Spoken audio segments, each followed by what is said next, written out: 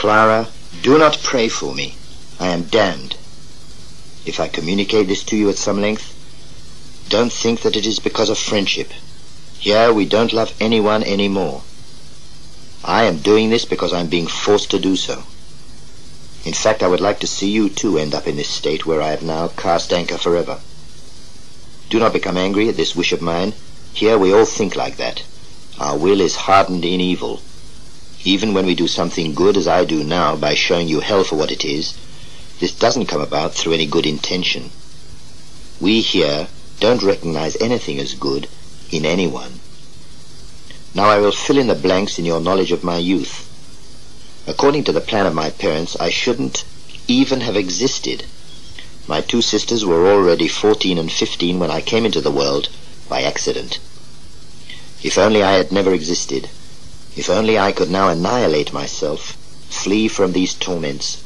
No pleasure could equal that with which I would abandon my existence. But I must exist. I have to exist with a failed existence that I chose for myself. When father and mother were still young and had left the countryside to go to the city, they had both lost contact with the church. They were friends with people who were not tied to the church. 6 months after they first met in a dance hall, they had to get married. During the marriage ceremony, so much holy water stuck to them that mother went to Sunday Mass, to church a couple of times a year. She never really taught me to pray. She was worn out with the daily cares of life, although our circumstances weren't uncomfortable. Words such as Mass, religious instruction, church, I pronounce with an unparalleled interior repugnance. I abhor all of these things, just as I hate those who go to church, and in general all men and all things. In fact, I derive torment from everything. Every cognition received at the moment of death, every memory of things lived or known, is for us a pungent flame. And every remembrance that shows us that side of things in which lay grace, and which we despised, what a torment that is. We do not eat, we do not sleep, we don't walk with our feet. Spiritually chained up, we look horror-struck at our ruined life, hating and tormented. Do you hear me? We here drink hatred like water, even towards one another. Above all, we hate God. I want to make you understand this. The blessed in heaven must love him because they see him unveiled in his dazzling beauty. This beatifies them to an indescribable extent. We know this, and it makes us furious. Men on earth who know God from creation and from revelation can love him, but they aren't forced to do so. The believer, I say this spitting with fury, who in meditation contemplates Christ on the cross with his extended arms, will end up by loving him.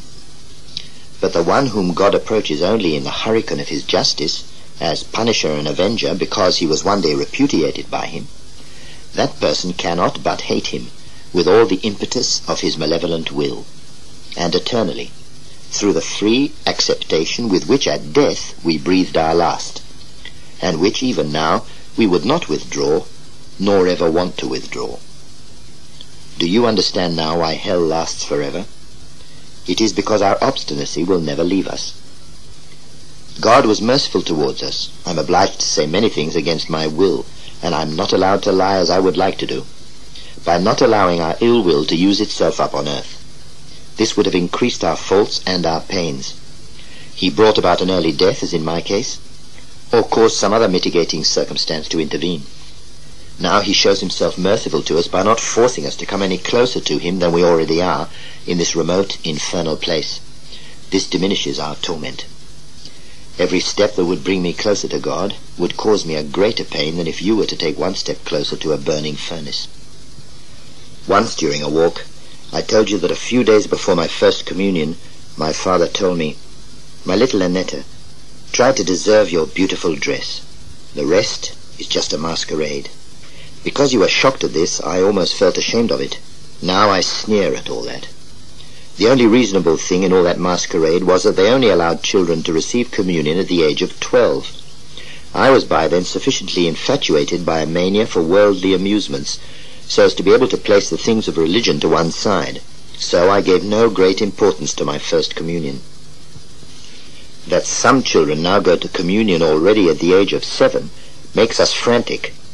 We do everything possible to persuade people that children at that age lack an adequate cognition. First, they must commit some mortal sins. Then the white particle does not wreak such damage in them as when faith, hope, and charity, these things, which they received at baptism, still live in their hearts. Do you remember how I already held that opinion while I was yet on earth? That children should not go to Holy Communion at such an early age? My father often quarreled with my mother. I only mention this to you rarely. I was ashamed of it. To be ashamed of evil is something ridiculous. Here everything is all the same to us. I slept with mother, and father slept in the next room where he could come home at any time he liked. He drank a lot, and in this way he squandered our patrimony. Both my sisters were employed and needed the money they earned for themselves, so they said. Mother began working so as to earn something for herself.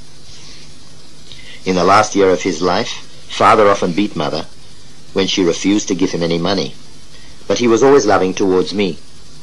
On one occasion, I told you this and you then objected to my caprice. What was there that you didn't object to in my regard? When father had to take back a pair of shoes he had bought for me twice, because the shape and the heels weren't modern enough for me. The night in which my father was struck down by mortal apoplexy, something happened to me which, out of fear of your interpreting it in an unacceptable way, I never succeeded in confiding to you. What happened on that night is important for this reason. It was then, for the first time, that I was assailed by the spirit that now torments me. I was sleeping in the room with mother. Her regular breathing told me she was fast asleep. Suddenly I heard my name called. An unknown voice said to me, "What will happen if your father dies?" I did not love my father anymore, because he treated my mother so badly. What is more, I loved absolutely nobody even then. But I only felt affection towards some people who are kind to me. Love without hope of earthly return only lives in souls that are in a state of grace, and I wasn't in a state of grace. So I replied to the mysterious question, without worrying about where it came from, "But he's not going to die." After a brief pause, I again heard the same question, this time unmistakably, clearly. "But he's not going to die," I said again brusquely. Yet a third time I was asked, "What will happen if your father dies?"